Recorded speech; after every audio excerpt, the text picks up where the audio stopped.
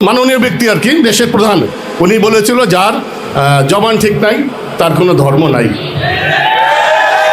বলেছিল, লজ্জা লাগে আমার খুব লজ্জা হয় এই পজিশনে থেকে এই কথা বললে। এটাকে মানায় না। আপনি বলে যেন না 17 বছর দেশের বাইরে ছিলেন, আপনি যে এয়ারপোর্টে নামছিলেন না, ওই এয়ারপোর্টও রক্তে রাঙানো ছিল। শহীদ পরিবার রক্ত দিয়ে আপনি হেঁটে হেঁটে চেয়ারে আসছেন। আপনি বলছেন জুলাই সনদ গণভোট বাস্তবায়ন করবেন, আপনি কথা রাখতেছেন না। আপনি আবার বলেন যার জবান ঠিক নাই তার কোনো ধর্ম নাই। আমরা কি মনে করব? আপনি অল্প বয়সে আপনার বাবা হারাইছেন, অল্প জোয়ানকালে ভাই হারাইছেন, শেষ বয়সে মা হারাইছেন। আপনি একা আছেন, আমাদের মাথার মণি হয়ে থাকেন, চোখের মণি হয়ে থাকেন, মাথার তাজ হয়ে থাকেন, আমাদের দুশ্মন হয়েন না। যদি গণভোট জুলাই সনদ বাস্তবায়ন না হয় খুব শীঘ্রই আমরা যে রাস্তায় নামবো তো নামবই। আমাদের যাদের সন্তান হারাইছে, যাদের চোখ মুখ হারাইছে, তাদের একটাই দাবি জুলাই সনদ গণভোট বাস্তবায়ন করতে হবে। নতুন বাংলাদেশ আমরা চাই তো চাই, বিকল্প কিচ্ছু নাই। আপনাদেরকে বলি খুব শীঘ্রই এটা একটা সিদ্ধান্ত করেন কবে কি করবেন। আমরা বারে বারে এবার আসতে রাজি না, আমাদের আর ভালো লাগে না এখানে দৌড়। আপনি সরকারকে বলেন যে কি করবা, কবে করবা, একটা ডেট দাও। তুমি সময় চাও, সময় নাও, ডেট দাও, ওই ডেটের মধ্যে করবা। না হলে আপনি ডাক দিবেন, আপনারা সবাই চলে আসবো। আর সব সময় আমাদের প্রোগ্রাম হওয়ার সময় এই পর্দার মধ্যে ওই আহত নিহতের ছবি থাকবে, যেন আমাদের বুকের আগুন আরও জ্বলে ওঠে, আমরা আরও কিছু বলতে পারি। আমরা সেই ছবি ভাসতে হবে আমাদের চোখের সামনে, আমাদের সন্তানরা কীভাবে জীবন দিছে।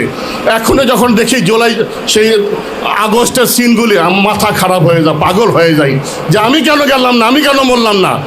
অতএব আপনাদেরকে বলতেছি জলদি করে একটা সিদ্ধান্ত নেয়, সরকারের সাথে বসেন, কবে কি করবেন করেন। আমরা আর পারতেছি না। জুলাই সনদ গণভোট বাস্তবায়ন করতে হবে, বিচার করতে হবে। শেষ কথা, আল্লাহ হাফেজ, সালাম আলাইকুম। আজকের এই মত বিনিময় সভায় উপস্থিত সভাপতি, বিশেষ অতিথি, প্রধান অতিথি, আমিরে জামাত শফিকুল ইসলাম সাহেব, উপস্থিত সাংবাদিকবৃন্দ, সুধীবৃন্দ, শহীদ পরিবার এবং জুলাই যোদ্ধা এবং সর্বস্তরের সুধীবৃন্দ, আসসালামু আলাইকুম। অনেক বক্তব্য হয়েছে, আমরা অনেক কিছু জানতে পারছি। আমি বক্তব্য নতুন কিছু বলার আমি অপেক্ষা রাখি না, কারণ এখানে যে বক্তব্য হয়েছে এই বক্তব্যের বাইরে আর কোনো বক্তব্য থাকতে পারে না। আমি যারা বক্তব্য রাখছেন তাদের সকলের বক্তব্যের সাথে আমি একমত পোষণ করছি। শুধু আমি একটি কথাই বলবো, আমরা যারা শহীদ হয়েছে, আমাদের পরিবারের সদস্যবৃন্দ, তারা তো শহীদ হয়েছে, এখনও যারা বেঁচে আছে, বিশেষ করে পঙ্গুত্ব বরণ করছে, চোখ কান নাক নিয়ে এবং দুর্বিষহ অবস্থায় আছে, আর্থিক সচ্ছলতা নাই, আমি বলবো সর্বস্তরের জনগণ সহ সরকারি দল, বিরোধী দল, সবাইকে আমি অনুরোধ করব, আমি পায়ে ধরে বলছি, আপনারা তাদের প্রতি পাশে দাঁড়ান। আপনাদের সর্বোচ্চ ত্যাগ স্বীকার করে সর্বোচ্চ দিয়ে তাদেরকে বাঁচান, তাদের পাশে দাঁড়ান। আমি এই অনুরোধ করছি এবং তাদের জন্য যদি কিছু করার থাকে, সরকারি দল, বিরোধী দল হিসাবে আপনারা যারা এই আন্দোলনে, জুলাই আন্দোলনের পর নতুন সরকারে গেছেন, আপনাদের প্রতি আমার এই অনুরোধ থাকবে। আর আগামী দিনে এই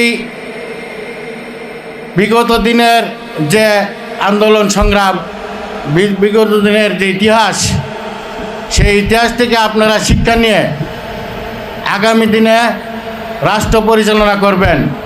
যদি শিক্ষা না নেন, আগামী দিনে আপনাদেরও একই পরিণতি ভোগ করতে হবে। হয়তোবা আরও কঠিন পরিণতি ভোগ করতে হবে।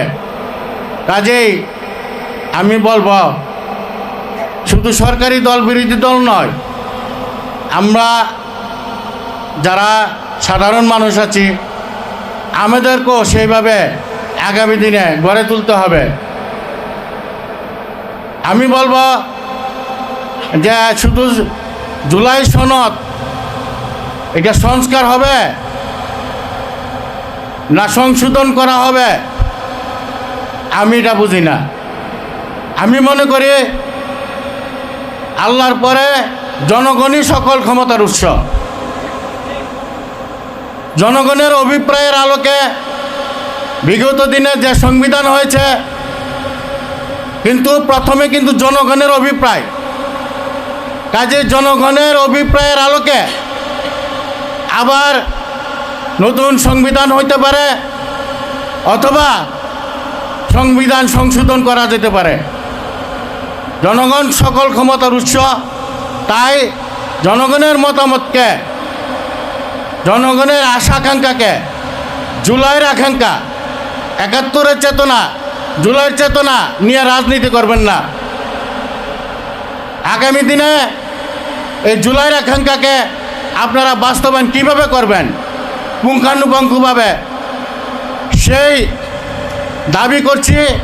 এবং জুলাই আকাঙ্ক্ষার আলোকে যদি জুলাই সনদে এই জুলাইয়ের আকাঙ্ক্ষার কোনো কিছু নাও থাকে, সেটাও এই জুলাইয়ের আকাঙ্ক্ষার মাধ্যমে আপনারা খেয়াল করবেন। যেমন আমি একটা উদাহরণ দিই, এই জুলাই সনদের মধ্যে বিশেষ করে শিক্ষার কোনো কমিশন ছিল না। এই জুলাই সনদের মধ্যে মজুরির কোনো কমিশন ছিল না। এই জুলাই সনদের মধ্যে স্বাস্থ্যের কোনো কমিশন করা হয় নাই। যেমন আমি একটা উদাহরণ দিই, শিক্ষাই জাতির মেরুদণ্ড। কোন শিক্ষা? কুশিক্ষা না সুশিক্ষা? সুশিক্ষা, নিজেদেরকেও সুশিক্ষা গ্রহণ করতে হবে, নিজের পরিবার পরিজনকেও সুশিক্ষায় সুশিক্ষিত করতে হবে।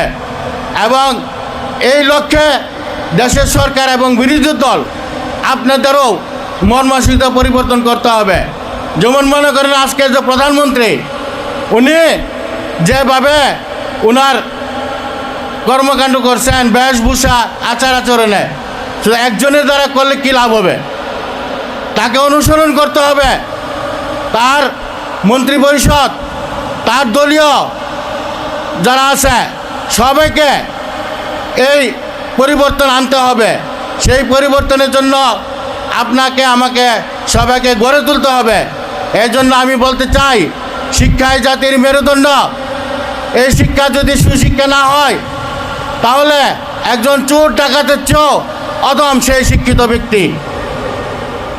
যেমন মনে করেন আজকে কলেজ বিশ্ববিদ্যালয়ে যে রাজনীতি, দলীয় লেজুর ভিত্তিক রাজনীতি বিগত দিনে চলছে এবং এটার ধারাকে পরিবর্তন করতে হবে। আমার ছেলে শহীদ মীর মাহফুজুর রহমান মুগ্ধ শহীদ হয়েছে, তার আকাঙ্ক্ষা কী ছিল?